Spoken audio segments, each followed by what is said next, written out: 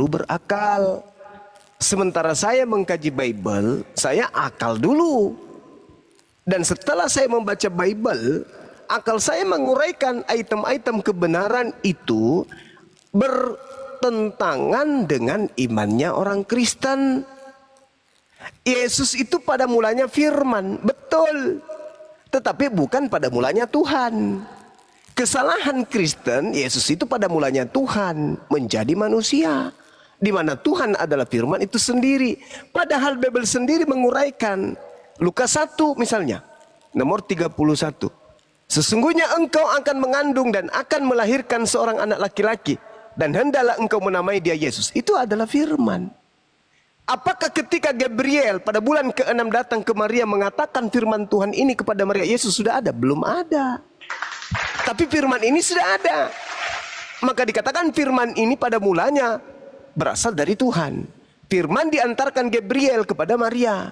Maria, jangan takut, sebab engkau beroleh kasih karunia di hadapan Allah. Sesungguhnya engkau akan mengandung. Sesungguhnya engkau akan memiliki seorang anak laki-laki. Dan hendaklah engkau menamai Yesus. Yesus, anakmu ini kelak akan menjadi besar. Dan akan disebut sebagai anak Tuhan yang maha tinggi. Dan Tuhan akan mengaruniakan kepada anakmu itu takhta Daud, bapak leluhurnya. Itu firman Tuhan yang diantar oleh Gabriel ke Maria. Ada Yesus di sana? Belum. Firman Tuhan ini bekerja kemudian. Makanya dikatakan dalam Al-Quran berasal dari firman Tuhan. Di dalam pengajaran Yohanes 1 juga pada mulanya adalah firman. Firman bersama-sama dengan Tuhan. Dan firman itu adalah Tuhan. Nah, sedangkan Yesus bukan firman dan Yesus juga bukan Tuhan. Tetapi firman yang melekat pada Tuhan mengatakan, Maria, ya paman, hendaklah kau hamil, lahirkanlah seorang anak laki-laki bernama Yesus. 9 bulan kemudian lahir. Yesus yang lahir ini dari mana? Dari firman, dari kehendak Tuhan. Sehingga Tuhan berkehendak dengan ucapan Tuhan, Maria hamil. Hamil Maria, lahirlah anaknya. Anaknya ini bukan Tuhan, dia adalah manusia 100% dan bukan Tuhan 100%. Jadi Yesus itu 200%. 100%-nya bukan Tuhan dan 100%-nya adalah manusia. Yesus pada mulanya firman, itu baru masuk akalnya itu di situ. Kalau kita mau mendudukkan Bible di akal, cocok. Tuhan berfirman, firmannya disampaikan oleh Gabriel. Gabriel datang kepada Maria, terjadi penyampaian firman. Engkau akan hamil sesuai dengan kehendak Allah. Hamil kau, seorang laki-laki akan kau lahirkan, namanya hendaklah engkau menamai Yesus. Lahir. Berarti yang lahir ini adalah ciptaan yang berasal dari firman Allah. Masuk akal. Kenapa di Kristen tidak masuk akal? Karena Tuhannya yang turun jadi bayi. Dia melanggar kaidah yang ada di Bible itu sendiri. Begitu Yesus lahir besar mengabarkan Injil, dia 3 tahun mengajarkan dirinya utusan. Tapi karena terlanjur diamini, dipercayai, diimani dia Tuhan, maka segala ucapan Yesus itu ditolak. Makanya tidak masuk akal. Sehingga apa yang dilakukan oleh Paulus? Paulus harus membuat suatu pernyataan yang bisa membuat Yesus yang bukan Tuhan menjadi Tuhan. Kolose 2 nomor 9, Roma 14 nomor 9 dan seterusnya. Roma 10 nomor 9 nomor 10. Kenapa bisa demikian? Ya harus ada yang menuntun orang Kristen untuk menuhankan kepada yang bukan Tuhan. Itu di dalam Bible. Itu di dalam Bible. Apakah itu penghujatan? Bukan penghujatan. Saya sedang menguraikan data yang ada. Loh, kok bisa bertentangan dengan Kristen? Ya, karena apa yang ada di dalam Bible-nya Kristen tidak ditelaah melalui akal, tetapi langsung diimani dulu. Ketika ditemukan Yesus mati, apa yang dikatakan? Yang mati manusianya. Kenapa bisa demikian? Ya karena sudah terlanjur menuhankan anak orang. Saya kira begitu, Bang. Silakan. Lahir manusia, mati manusia gitu loh ya. Ya. Ya, oke. Terima kasih Bang Suma. Jadi gini Bang Suma, kalau di Kristen ya, iman itu berasal dari pendengaran dan firman. Iman adalah kerelaan seseorang untuk mengorbankan diri dan imannya, itu menurut Kristen. Sedangkan logika adalah kemampuan akal yang diberikan Tuhan kepada manusia dan merupakan filsafat. Ya, logika itu termasuk cabang ilmu filsafat. Ya, ilmu pengetahuan. Ya, dalam berpikir. Nah, iman dan logika atau akal memiliki hubungan, ya, memiliki hubungan yang saling terkait.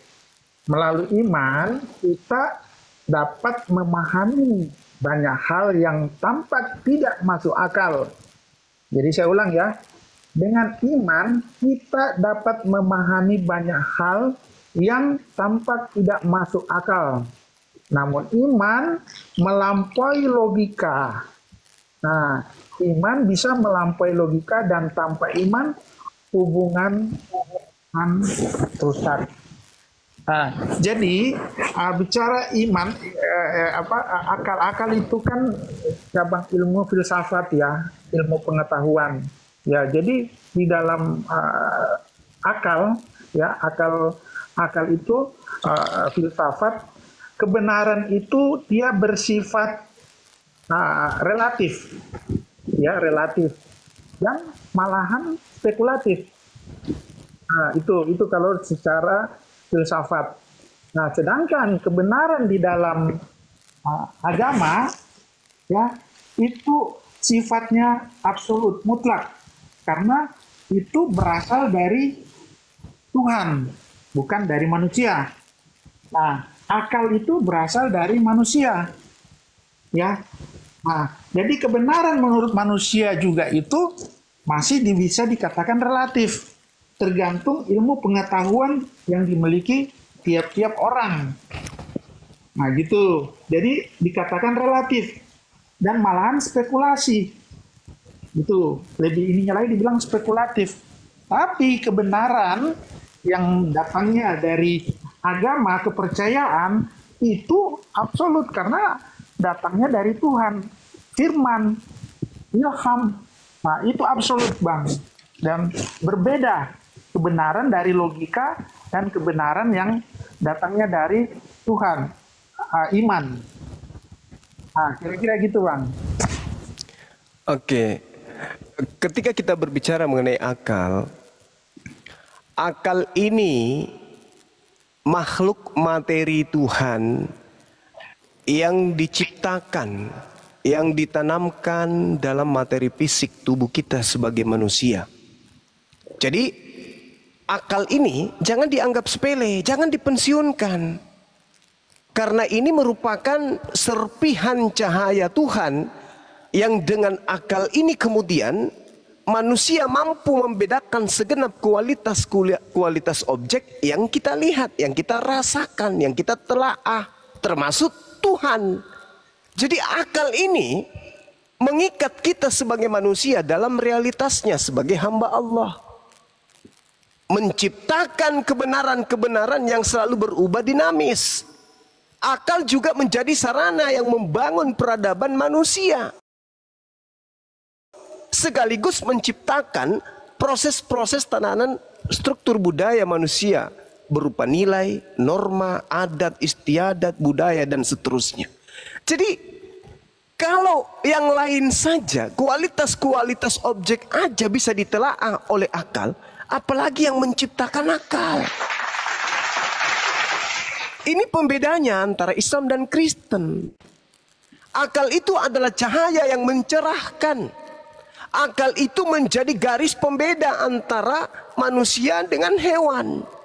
Pembeda antar makhluk pencipta itu adalah akal yang Tuhan tanamkan pada fisik manusia. Manusia yang berakal pasti mengembangkan beragam konsep. Bisa juga membedakan simbol-simbol yang diberi makna-makna tertentu. Dan akal juga harus mencari kebenaran-kebenaran baru. Mengajak kita manusia yang sadar ini melangkah lebih jauh guna untuk menemukan beragam hal baru yang berguna bagi perkembangan peradaban manusia. Kalau akal mampu mengadakan hal tersebut, maka akal bisa mendeteksi akan adanya Tuhan, keberadaan Tuhan, hakikat Tuhan. Nah, sedangkan di Kristen, akal tidak boleh. Akal tidak bisa dipakai untuk menjabarkan eksistensi ketuhanan yang betul. Sedangkan akal kita ini mencipta beragam karya yang berguna bagi manusia itu sendiri. Dan dengan akal pula, manusia menjadi subjek yang berpikir dan berkehendak. Jadi, pada kesimpulannya, akal jangan dianggurin. Karena akal mengajak kita untuk melihat segenap gerak jagat raya sebagai entitas kosmik di dalam diri kita, di dalam alam semesta ini, yang mana komponen-komponen ini tentu merupakan penjabaran daripada eksistensi Tuhan itu sendiri. Itu akal. Jadi Allah menyimpan akal pada diri manusia. Tuhan menyimpan akal pada diri manusia. Supaya apa? Supaya dengan akal ini manusia bisa menemukan Tuhan. Bukan kemudian Tuhan datang ke bumi yang tidak rasional, justru bertentangan dengan akal. Tuhan datang, mati, dibunuh manusia, digantung, ditampar. Apa ini? Akal ini jadi error dibuatnya. Sementara yang paling berharga kemudian, yang mencerahkan, yang bisa menilai segenap kualitas-kualitas objek, itu adalah akal. Kok ketika berbicara mengenai Tuhan, dia lumpuh seketika? Akan menjadi sampah seketika.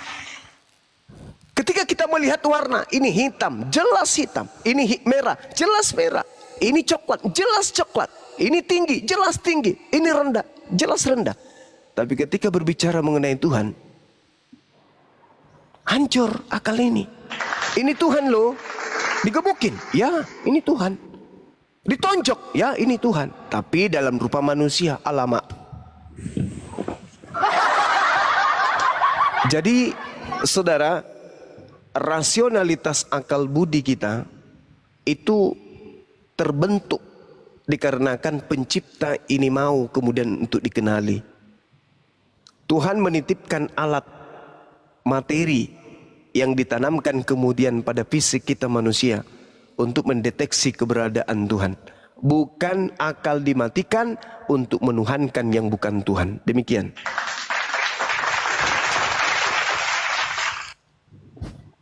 Oke, jadi gini, masih ke akal dulu ya, logika masih kita sedikit ya, baru nanti kita ganti topik lain. Jadi logika atau akal itu menjelaskan hubungan sebab akibat. Jadi logika atau akal mencoba untuk menjelaskan hubungan sebab akibat.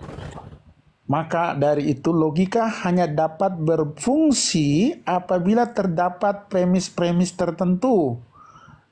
Kepercayaan atau iman adalah premis yang pertama, ya, yang kemudian dijelaskan melalui sistem logika. Jadi ibaratnya logika adalah manajer, ya, kalau dianalogikan ya, iman itu adalah sebagai direkturnya. Direktur mengarahkan proses manajemen dari logika dan alur berpikir manusia. Nah, jadi logika bisa digunakan untuk menjelaskan iman dan juga bisa melawan iman. Ini menarik ini. Jadi logika bisa dipakai untuk menjelaskan iman dan juga melawan iman. Jadi bisa bertentangan dan juga bisa selaras. Tergantung pada penggunaannya. Jadi apa yang membuat agama Kristen selaras atau tidak selaras dengan logika. Yang tidak selaras itu ya manusia bisa berpikir ya secara logis dan menemukan kebenaran secara mandiri tanpa membutuhkan. Yang selaras tanpa membutuhkan Tuhan, maksud saya. Ya, jadi yang tidak selaras ya, logika ya. Manusia berpikir secara logis dengan menemukan kebenaran secara mandiri tanpa membutuhkan Tuhan.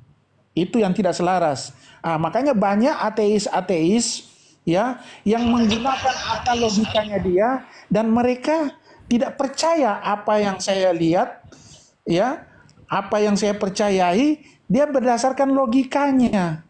Karena kalau bicara tentang iman sesuatu yang nggak terlihat.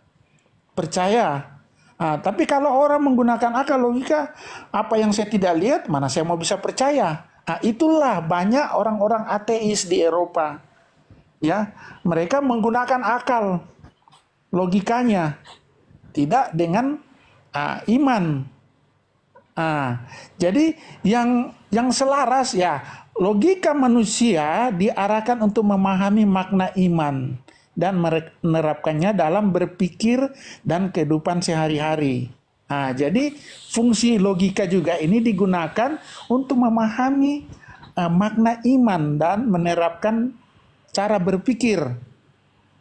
Gitu. Jadi banyak orang-orang ateis yang tidak percaya tentang keberadaan Tuhan karena mereka lebih mengedepankan akalnya, logikanya daripada kepercayaan. Itu yang dianut-anut sebagian orang Eropa yang ateis, tidak percaya, hanya mengedepankan logikanya saja. Ya kira-kira gitu Bang Suma. Silakan. Iya. Jadi pada prinsipnya akal ini dipakai kemudian untuk menelaah segala sesuatu, termasuk menelaah akan keberadaan Tuhan pencipta langit dan bumi. Kalau akal kemudian tidak dipakai dalam menelaah sesuatu, maka tunggulah kehancuran. Nah, sedangkan manusia kita ini adalah memiliki segenap gerak rasionalitas. Dan kalau kita waras, maka penggeraknya itu adalah akal. Kita punya etika, kita punya moral, kita punya budi pekerti, kita perasa. Itu semua digerakkan kemudian oleh satu entitas utama, yaitu akal, yang kemudian akal ini bisa berfungsi dengan adanya ruh yang ada pada diri kita sebagai manusia. Nah, ketika kemudian akal kita pakai berbicara mengenai Tuhan, maka akal kita akan sampai kepada Tuhan itu tidak bisa dilihat secara kasat mata, tetapi eksistensi Tuhan justru bisa dilihat dengan melihat diri kita sendiri. Karena siapa kita manusia ini? Coba, tangan ini bukan punya kita. Mulut yang kita pakai berbincang ini bukan punya kita. Gerakan lidah ketika kita kemudian ingin mengucapkan sebuah kata, bukan kita yang mengatur. Lidah harus ke atas, lidah harus ke bawah, lidah harus ke samping, kiri, kanan, memanjang, mundur dan seterusnya. Bukan kita. Tapi ada kekuatan yang kemudian menggerakkan itu semua. Termasuk adanya rasa lapar, kenyang, haus, puas, bahagia. Bukan kita yang mengadakan itu semua. Menandakan bahwa akal yang merupakan penggerak utama dan merupakan sesuatu yang berasal dari serpihan cahaya Tuhan yang ada pada diri manusia, dengan jelas bisa menelaah keberadaan Tuhan itu. Nah, sebelum terlalu jauh, kita bandingkan dengan konsep bertuhan di dalam agama Kristen. Akal tidak bisa dipakai untuk menelaah itu. Artinya, ketika kita tanya orang Kristen nih, pada masa apa kalian tidak menggunakan akal? Orang Kristen akan mengatakan, setiap saat kami menggunakan akal. Telaah apapun kami menggunakan akal. Tapi ketika kami menelaah Tuhan kami, akal kami tidak pakai. Karena kalau pakai akal, tentu Yesus bukan Tuhan. Dia adalah manusia seutuhnya. Nah, inilah yang terjadi. Jadi percuma kita berbicara mengenai akal, berbicara mengenai rasionalitas akal, berbicara mengenai apapun itu, ya kalau konsep yang kita pahami, konsep yang kita amalkan, konsep yang kita imani selama ini, ya memang akui saja memang tidak sesuai dengan akal. Karena yang ada dalam Kristen, imani dulu, baru berakal. Kalau sampai iman kita ini tidak sampai kepada kekuatan akal, kepada keseimbangan rasio, maka diakal-akalin. Itulah yang terjadi. Kenapa Tuhan mati? Karena dia dalam bentuk manusia. Kenapa Tuhan dilahirkan? Karena dia dalam bentuk manusia. Itu diakal-akalin semuanya. Apakah itu disifati Tuhan berdasarkan kekuatan akal? Tidak. Akal tidak bisa menerima itu. Makanya iman Kristen itu hanya diselimuti doktrin dan dogma, tidak bisa dipakai akal. Kesimpulannya itu di situ. Pembedanya antara Islam dan Kristen itu di situ. Kristen ketika berbicara mengenai agama Kristen dalam kaitannya dengan keyakinannya, dalam konsep bertuhan tidak boleh pakai akal, pakai iman. Tapi kalau di Islam wajib hukumnya menggunakan akal, tidak bisa tidak. Dalam masa apapun akal harus tetap digunakan. Demikian.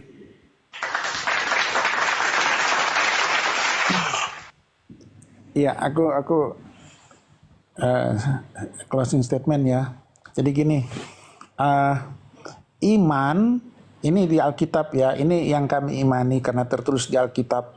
Di Ibrani ya, kitab Ibrani 11, iman adalah dasar dari segala sesuatu yang kita harapkan dan bukti dari segala sesuatu yang tidak kita lihat. Nah, itu. Sedangkan logika adalah sesuatu yang rasional dan ada bukti faktanya. Itu logika, harus ada buktinya, faktanya, dan bersifat rasional. Jadi jelas logika dan iman memang berbeda. Ya, seseorang yang mengandalkan logika akan sulit untuk percaya kepada Tuhan. Karena hanya dengan iman, ya, seorang dapat percaya akan adanya Tuhan. Nah, di kitab Yohanes, Yesus berkata, "Karena engkau telah melihat aku, maka engkau percaya. Tapi berbahagialah yang tidak melihat, namun percaya." Gitu ya. Dampak dari mengandalkan logika, ada dampaknya Bang kalau kita hanya mengandalkan logika. Pertama ya, ini orang-orang ateis ini ya, orang ateis ini yang hanya mengandalkan logika. Bukan berarti Bang Suma saya katakan ateis, bukan, nggak gitu Bang. Jadi ada dampak kalau kita hanya mengandalkan logika, yaitu khawatir. Orang-orang percaya akan mengandalkan logika, sering merasa khawatir tentang kesehatannya, khawatir tentang masa depan, khawatir tentang keselamatan. Ada ketakutan, ya, karena apa yang terjadi sekitar kita, misalnya ya kejadian-kejadian bencana alam, ya kan, ya, nah itu ketakutan, ya. Akhirnya kita berbagai cara melindungi diri dengan berbagai cara untuk terhindar dari mara bahaya itu. Seperti kejahatan juga, kita takut akan ada orang-orang yang jahat terhadap kita. Dan dalam hidup kita juga merasa lelah hanya karena mengandalkan logika, mengalami stres, ya. Itu. Jadi kadang kita stres, tidak percaya kepada Tuhan. Ini orang ateis ini, ya, mereka mengalami stres. Sebaliknya, jika kita mengandalkan iman, ya, kita percaya mujizat Tuhan akan terjadi kepada kita, ya, seperti di Alkitab, ya, Tuhan bisa membangkitkan orang mati, mengusir setan, bisa memberi makan 5.000 orang, ya kan, atau menyembuhkan orang sakit, ya. Karena yaitu kita percaya Tuhan ada menyertai kita, ya, selalu melindungi kita. Terus ada kepastian, kepastian dalam janji-janji Tuhan, ya kan. Ketika kita setia kepadanya, Tuhan menjanjikan keselamatan. Yesus mengatakan, di rumah Bapakku banyak tempat tinggal, aku akan menyediakan tempat bagimu. Itu surga. Jadi ada kepastian keselamatan dan Tuhan pasti melindungi kita. Itu karena kita percaya Dia, pasti Tuhan melindungi kita, menjaga kita dari segala bahaya atau segala kejahatan. Dan dalam hati kita, ya, ada sukacita, ada damai sejahtera. Itu karena iman. ya. Bukan kalau orang ateis ya pasti mereka nggak percaya itu. Ya itulah orang ateis banyak yang cepat stres, banyak yang akhirnya bunuh diri karena lebih kental logika daripada imannya. Ya kira-kira begitu Bang Suma. Iya, baik. Jadi kalau di Islam berbicara mengenai iman, khususnya iman kepada Tuhan, itu merupakan landasan mempercayai bahwa Allah satu-satunya pencipta, pengatur segala sesuatu yang berhak disembah, serta tidak ada Tuhan-Tuhanan lain yang menjadi sekutunya. Al-Quran menjelaskan kemudian, A'udzubillahi minasyaitonirrajim, Zalika bi'annallaha huwal haqq wa anna ma yad'una min dunihi wal batil wa annallaha huwal aliyyul kabir. Demikianlah Allah akan kebesarannya, karena Allah ini dialah Tuhan yang punya hak atas segala sesuatu. Dan apa saja yang manusia seru selain daripada Allah, itulah yang batil. Dan sungguh Allah, dialah yang maha tinggi, maha besar. Nah, ini konsep iman di dalam Islam. Sehingga implementasinya kemudian adalah Allah yang maha besar tidak mungkin kecil.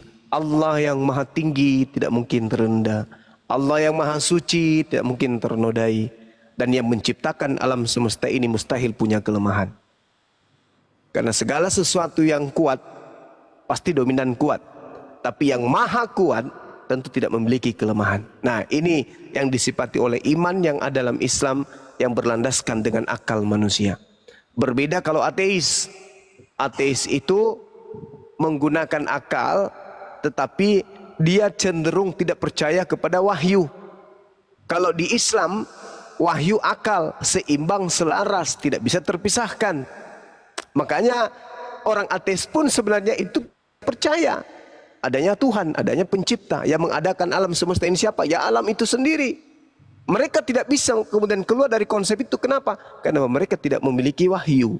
Sementara Al-Quran memiliki wahyu. Nabi Abraham mencari Tuhan, akalnya sampai kepada Tuhan, tapi tak ada tuntunan. Nanti setelah datang kemudian wahyu kepadanya, baru mengatakan, oh ini yang sebenarnya Tuhan. Nabi Muhammad SAW pun demikian adanya, percaya akan adanya Tuhan, percaya. Tapi belum ada wahyu datang kepadanya, dia tidak bisa kemudian memberikan suatu pengertian hakikat Tuhan itu seperti apa. Tapi ketika wahyu itu datang, maka akal sinkron. Seperti yang saya analogikan selalu. Ya, akal diciptakan oleh Allah. Kemudian komputer diciptakan oleh manusia. Komputer ini pasti buku panduannya ada. Bagaimana menggerakkan mouse, bagaimana ketikan-ketikan di keyboard dan seterusnya. Bagaimana Microsoft Word dan seterusnya. Komponen-komponen yang satu dengan yang lain untuk disatukan untuk menciptakan sebuah gambar dan seterusnya. Nah, buku panduan dari komputer harus sesuai. Jadi manusia yang menciptakan komputer, dia yang tahu isi komputer, dia yang tahu bagaimana cara mengoperasikan komputer. Dan untuk diajarkan kepada orang yang baru mengenal komputer, harus diberikan buku panduan. Buku panduannya, item demi item, harus berkesesuaian dengan komputer tersebut, agar bisa kemudian dioperasikan oleh orang lain. Tidak mungkin komputer, buku panduannya bercerita tentang masakan. Tidak mungkin. Tidak mungkin. Cara mengoperasionalkan komputer dikasih buku panduan, tapi masalah tambak di sana yang dibahas. Bagaimana caranya ikan bisa besar dan seterusnya. Itu mustahil. Artinya yang membuat komputer ini tidak mengetahui komputernya sendiri, sehingga buku panduannya tidak sesuai dengan karyanya. Nah, Tuhan yang betul sudah pasti ketika dia menciptakan chip berupa akal pada diri manusia akan menurunkan wahyu, buku panduan yang disebut dengan kalamullah, kitab yang isinya berkesesuaian dengan panduan akal. Komputer akan dikasih buku yang sesuai dengan cara mengoperasionalkan komputer. Itu baru dikatakan pencipta yang betul. pembuat komputer yang benar. Begitu juga manusia yang dibuat oleh yang maha benar, maka diturunkan kemudian kitab suci yang selaras dengan kitabnya, dengan akalnya. Nah, yang saya lihat itu tidak ada di Kristen. Ya, saya kira begitu penutup dari saya, bahwasanya akal diciptakan oleh Allah agar manusia bisa menemukan Tuhan itu sendiri dengan akalnya. Sedangkan yang saya ketahui bahwa ketika kita berbicara mengenai konsep ketuhanan di Kristen, ya itu berdasarkan kepercayaan atau imani saja. Demikian. Silakan mungkin teman yang lain mau menambahkan. Waktu dan tempat kami serahkan. Silakan. Oke, terima kasih Bang Juma dan Bang King. Kita sapa dulu deh yang baru naik. Bang O. Buka mute-nya Bang. Agamanya apa Bang? Ya, silakan kalau ada Kristen yang lain mau bantu. Iya ini. Bang O monitor, agamanya apa Bang? Bang Bolo, selamat malam. Malam, assalamualaikum. Saya Muslim. Waalaikumsalam.